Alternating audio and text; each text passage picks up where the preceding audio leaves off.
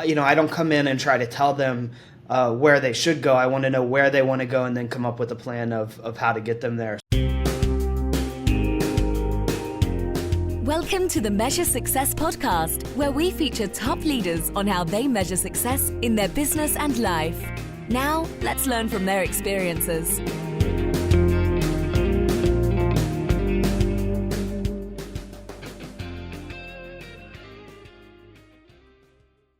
Carl J. Cox here. I'm the host of the Measure Success podcast, where I talk with top leaders about effective strategies that inspire success. This episode is brought to you by 40 Strategy. 40 Strategy is built to make strategy work for small to medium-sized businesses and organizations by helping them not only design a world-class strategic plan, but more importantly, help keep them accountable to actually get it done. To learn more, go to 40strategy.com. We also like to talk about our book, Lost.co, Amazon bestseller. Encourage you to go to Amazon.com. You could also pick it up on Audible or on BarnesandNoble.com. So encourage you to go out there and take a look. And from that, we have a special promotion going on right now that for a limited time offer, if you want a signed copy of that book, we will actually provide that to you for free. Send me an email directly at carljcox, CARLJCOX at 40strategy.com. With that, I'm excited to talk about our guest, Branden Cobb. Branden is a fractional chief marketing officer with a track record of making companies profitable, which of course is the name of the game if you're in the for-profit side of business. He's a 15-year marketing expert, a visionary leader with a passion for nurturing strong teams. He's also played a pivotal role in merging companies, achieving remarkable results in sales, and boosting social media engagement exponentially. Branden, welcome to the Measure Success podcast. Thank you very much, Carl. Excited to be here, and especially since you focus on small to medium-sized businesses. That's really when I'm talking about doing the fractional marketing. It's coming in and helping small to medium-sized businesses continue either launch or continue to grow and be profitable. And one thing I find is actually lag time, right? So like large companies, they can invest in marketing and do a variety of things, and they have the ability to wait it out. But small to medium-sized companies kind of need to make sure what they're doing is returning in an effective period there. So look forward to our discussion today. Yeah, absolutely. And let's draw a little bit more on that, because I think it's a super interesting subject, which you said, there's a difference, right, between working with a Fortune 500 company and having all the resources and money and people that they have, right, versus your typical small to medium size. And let's just say, for simplicity's sake, we'll call it under 100 million, kind of top, down to all the way to startup, right? Where you might have a single owner or perhaps have a few people that is working with them and helping to get a business going. When you come into an organization, and let's say in cases of most companies, especially if they're under 20 million, they're not going to have a VP of marketing in most cases, right? They're not going to have somebody who's going to be able to handle that role. And plus, things are changing exponentially. You can make an argument, right? When it comes to social media marketing. What is the first thing you do? You come into an organization, they're like, man, we need help. What's the first thing that you do when they say that question? Yeah, well, and this is where the fractional aspect even came about for me, is because of the fact that some of these companies may not have a senior marketer. They either don't have they're not in a financial position to have a senior marketer, or if they are, they may not have enough work to keep a senior marketer busy the whole time, because sometimes in small to medium sized companies, people are wearing multiple hats and different things like that. So coming in and being able to help whoever they do have in place with more advanced strategies and building out an effective infrastructure. So one thing I'll like to do is come in, put in a plan that for much of it, we'll start with outsourcing it. And once it's proven for the company, then start to work towards bringing it in-house, because it's going to be more profitable when you bring it in-house. But when you're at the size that we're talking about, it may be a safer bet to keep it somewhat skeleton and then prove it first and then bring it in-house. So that's one of the first things I do is I bring in a lot of vendors, a lot of contacts that I know, and really prescribe the right strategy for the situation that business is in, because there's no two companies that could use the exact same marketing. You nailed something there. I think it's super interesting that I think a lot of people, they presume, this company ABC is right next to company CDE, and they do the exact same thing, so can't we just do the exact same marketing efforts? When it comes to strategy, I've found that is never true, right? Because even if you're doing the same thing, your people, your process, your systems, your vision, what you're trying to tackle, who you're trying to go after is often extraordinarily different. So there you are, once again, you come into the beginning and you're like, okay, we're going to need a bunch of people to help go. But on day one, how do you help them see their marketing strategy? Like, how do you ascertain what's working well and to go, okay, based on what I see here, here's what I recommend for you to move forward with? Well, number one, really understanding what they're doing now. So, doing some interviews with the top management team at the company and understanding what they're doing, what's working, and where their goals, where their vision, where they want to go. Because, I don't come in and try to tell them where they should go. I want to know where they want to go and then come up with a plan of how to get them there. So with that being said, understanding about them and depending on because I'm working across a variety of industry, marketing in a variety of industries, different things. I may need to get familiar with the product or familiar with the competitors and different things like that. But then ultimately pulling on the different experiences I have to really, like I said, it's almost like prescribing. Like somebody comes into a doctor's office and you don't just say to every single person you get this prescription. It's what's your symptoms, what do you have, and then once you diagnose it, then you can kind of prescribe what's the best fit for them. Okay, so you come in, you do understand the facts, where things are currently at, understand where they want to go. What have you found, and once again, I recognize you have to do different things for different people. What have you found has been some of the most effective strategies over the past few years in helping organizations out? Many cases, small to medium-sized businesses are worried about creating intent to purchase. They're not worried so much about building their brand prestige or their premiumness of their brand and different things. I mean, in some cases, but they need cash flow. They need sales, and that's the lifeblood, of their business. And so, with that being said, in many cases, it's how do you create intent to purchase? So there's a certain type of persuasive marketing messaging that goes into that, but also certain channels that you're using to try to influence people, and understanding, I guess, too, their customer, their buy cycle, how long of a journey they have.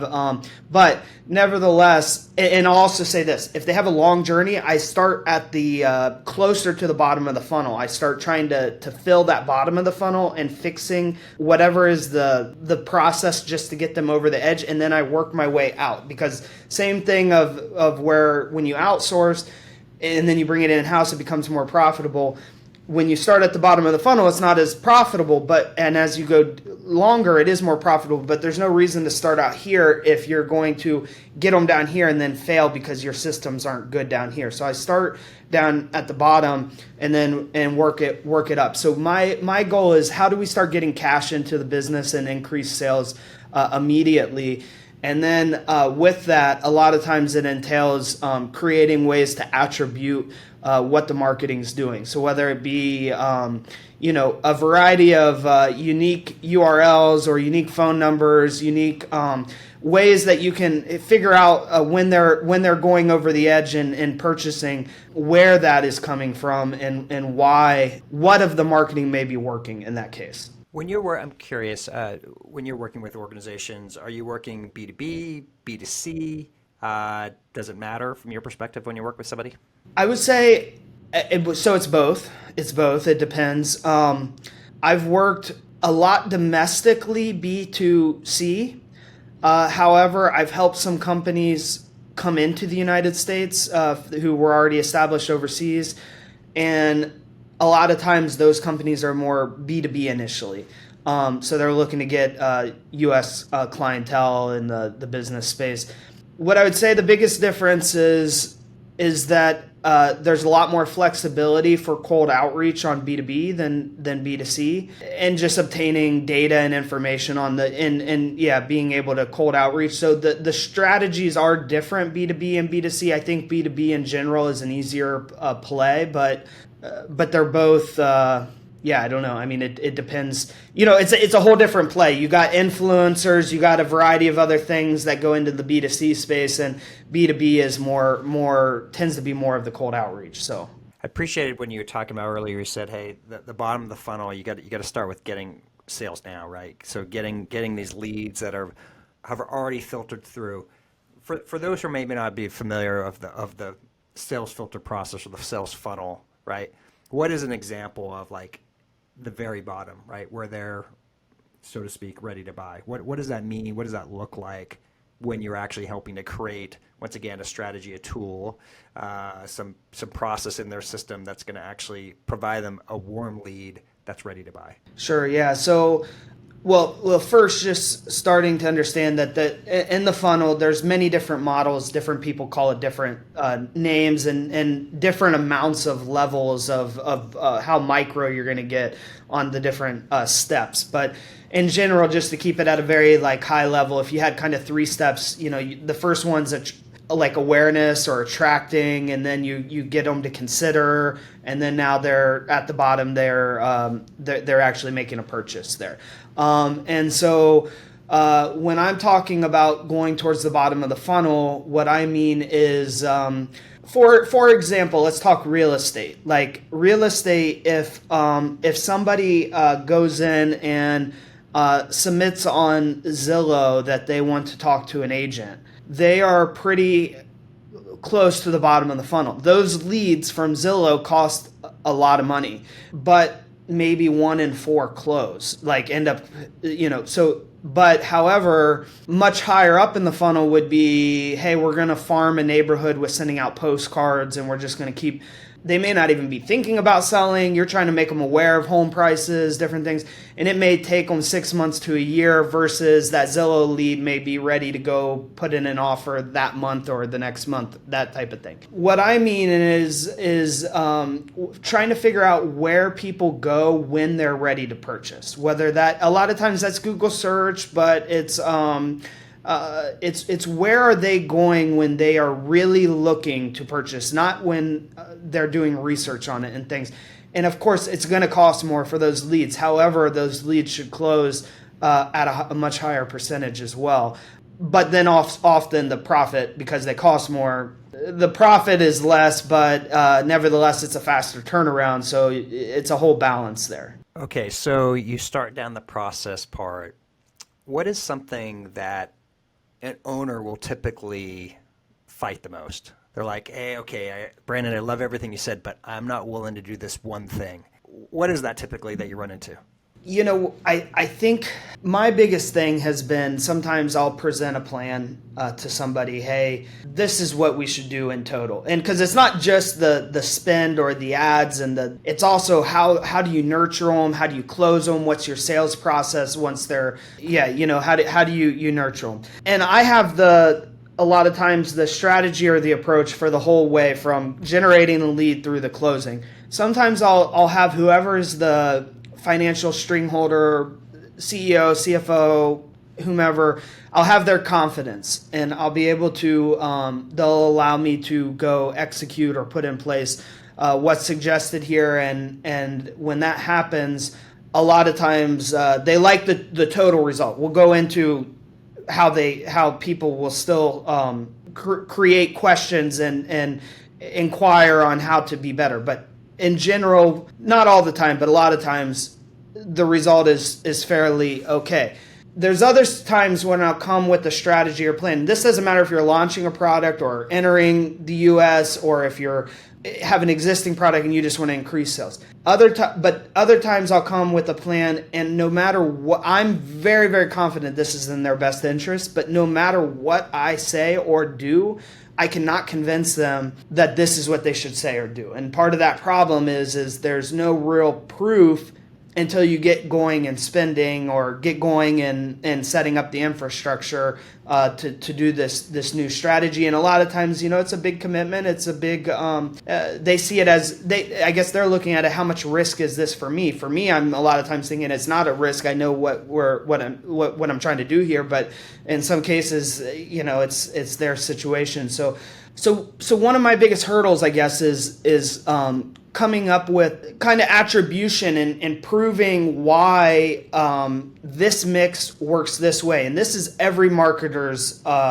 dilemma, because it's only coming from their experience or their intuition of what's the best strategy to deploy. And you either have to believe in it or don't believe in it. Now, once you start it, you can modify, you can adjust it, but you got to get spending to adjust it.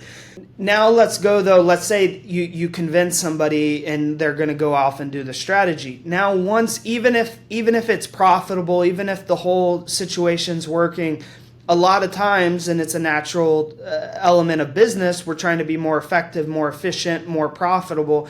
They want to know where's the effective spend, where's the ineffective spend, and want to pump into the effective spend and pull out of the ineffective spend.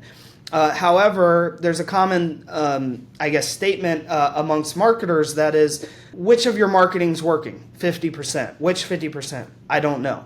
So it's hard to pinpoint which of the 50% is really working, and also what synergy. So if you have, let's say, TV, radio, and social media going together, and you stop the radio, what happens to the total revenue? Then you put the radio back in, what happens to the total revenue? Or if you just measured radio, what happens to the total revenue?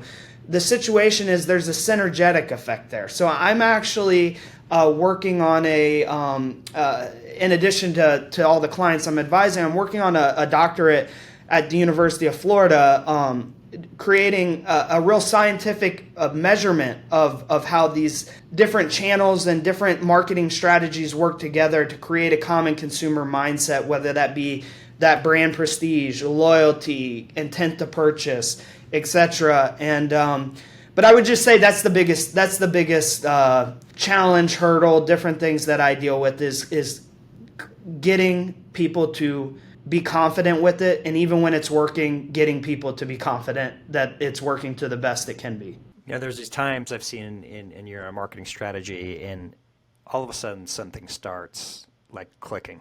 Do you recommend to them, okay, it's time to completely pour more money into that, put more fire, so to speak, that more wood in the fire, because we see that this particular channel, this particular marketing campaign is working, so let's keep on moving on it? Do you recommend that, or you're like, okay, let's hold back and try something new? Kind of curious what your approach is typically when you see something break through.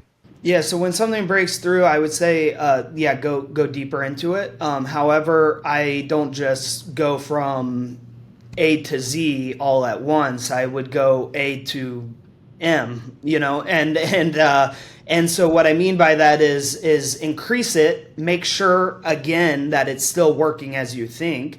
However, with all marketing, there's going to be a point of diminishing returns. You would have saturated whichever local market, or you would have you're going to hit a diminishing returns, and so when you start hitting diminishing returns, then do you have another avenue that can create a return equal or greater than that? And if so, then keep that and maintain it there. Don't go deeper, but then start to go on the next channel or the next strategy that is returning more. So you just need to watch. I would say always max it out if it's working until you start hitting diminishing returns, and then you got to play a balancing game there.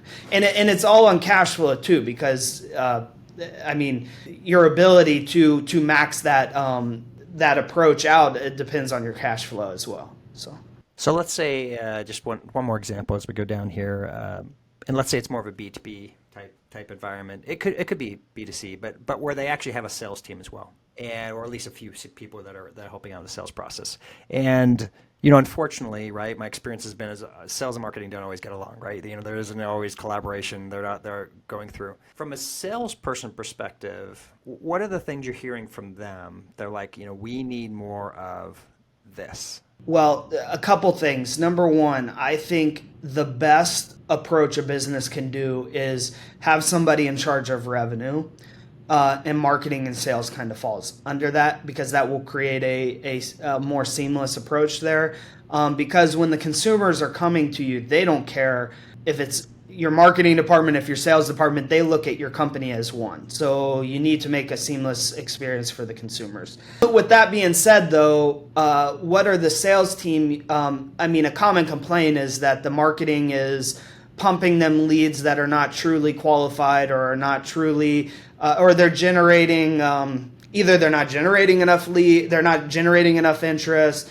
There's a misconception of what marketing's doing. Maybe sales thinks there should be a different messaging, different approach. Maybe sales wants more collateral, more materials, better materials to help them close out the deals. But nevertheless, a lot of times there's hey, our sales, are we spinning our wheels on what are really cold leads instead of warm leads and that kind of thing. So understanding and just being aligned with your sales team of knowing, because there's no right or wrong answer. Like you could have 1,000 leads and one lead closes, and it could be just as profitable as one lead closing. It just depends. You got to just look at the whole balance of how much the leads cost and what they're closing on and how much human labor you're putting towards it.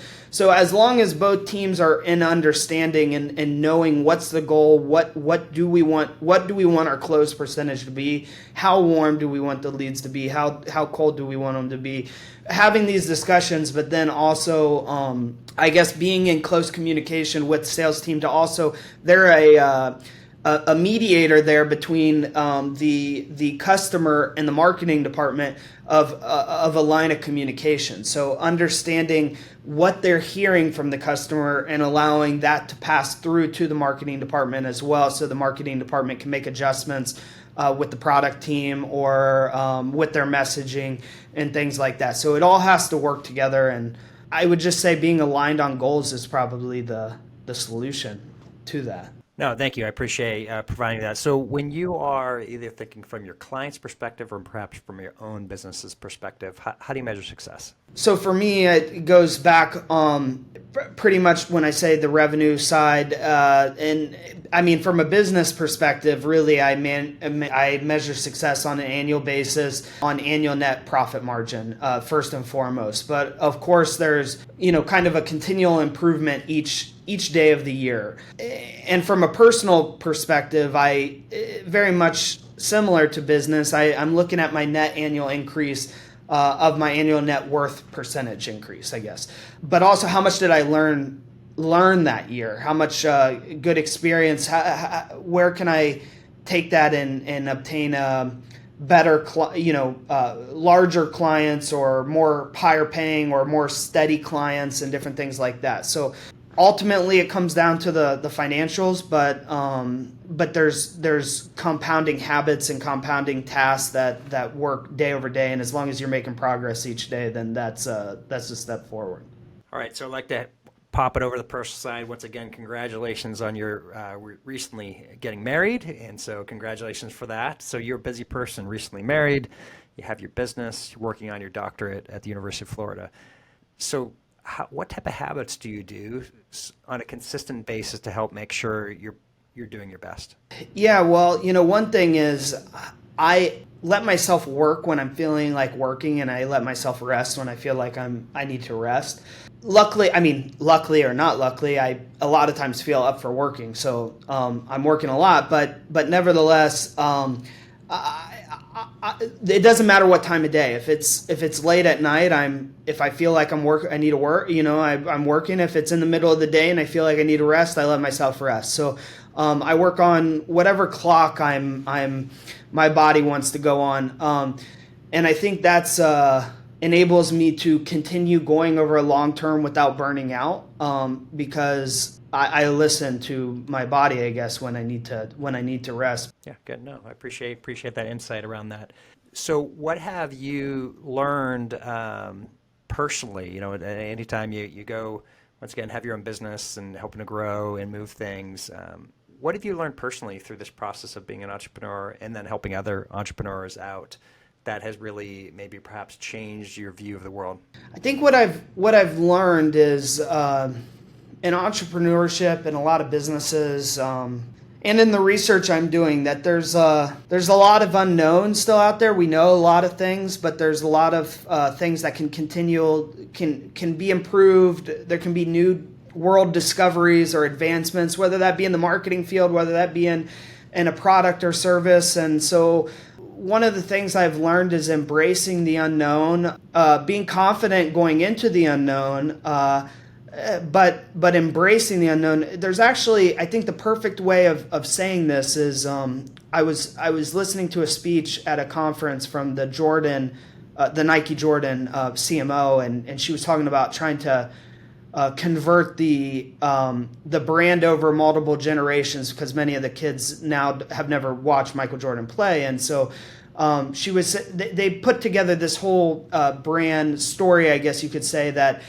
shows like when somebody's about to get up and do a speech, or they're about to get up and sing, or whatever it may be, they're nervous, they're sweating in their palms, but they still overcome that fear and fly high above it. And I think that concept of there's a lot of unknown, a lot of advancements that we can go do, but as long as you are present and proceed forward, that's really the only way forward to create new and better things. I appreciate that insight, and it's interesting you mentioned the Jordan brand.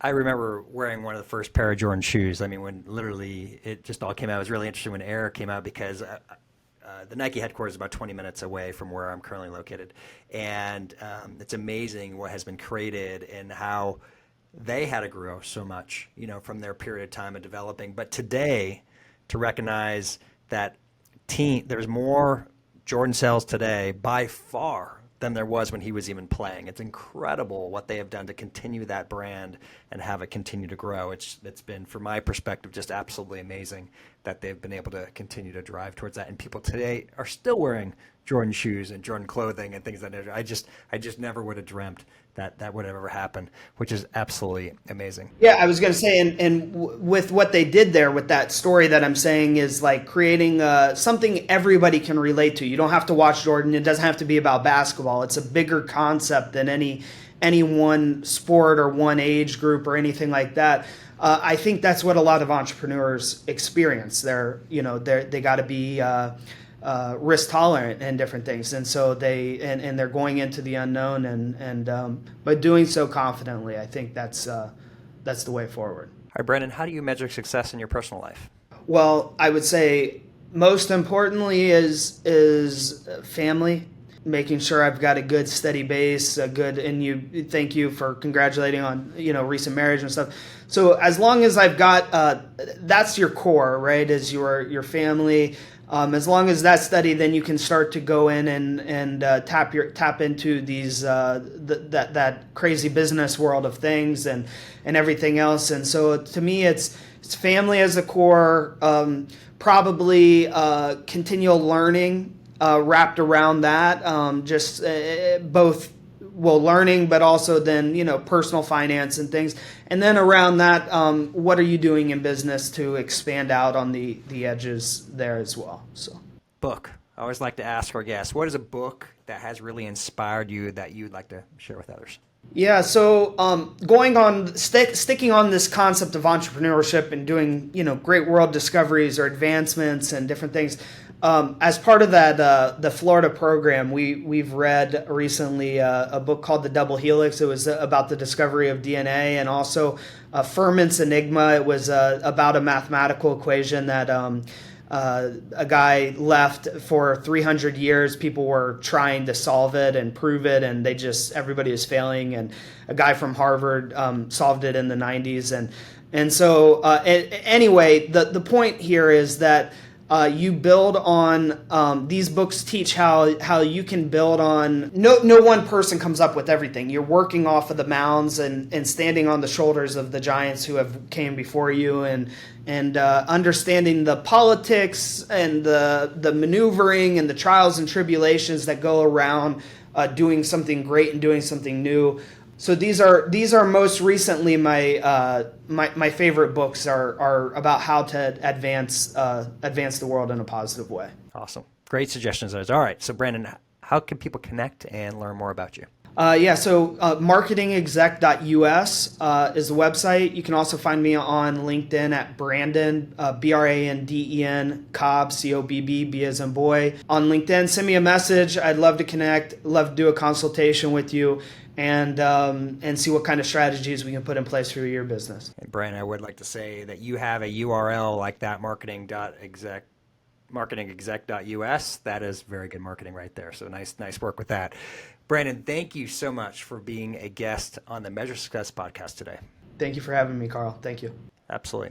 And to everyone else who's listening, I hope you've enjoyed this podcast of Branden sharing his wisdom and his not only his business growth and how he's been able to help out other small to medium-sized business companies and helping be a CMO, but also how he's continuing, I love it, he's continuing to work on a doctorate, right? So I think being that continuing learner is absolutely fantastic. We always encourage, that's why we talk about a book every single thing.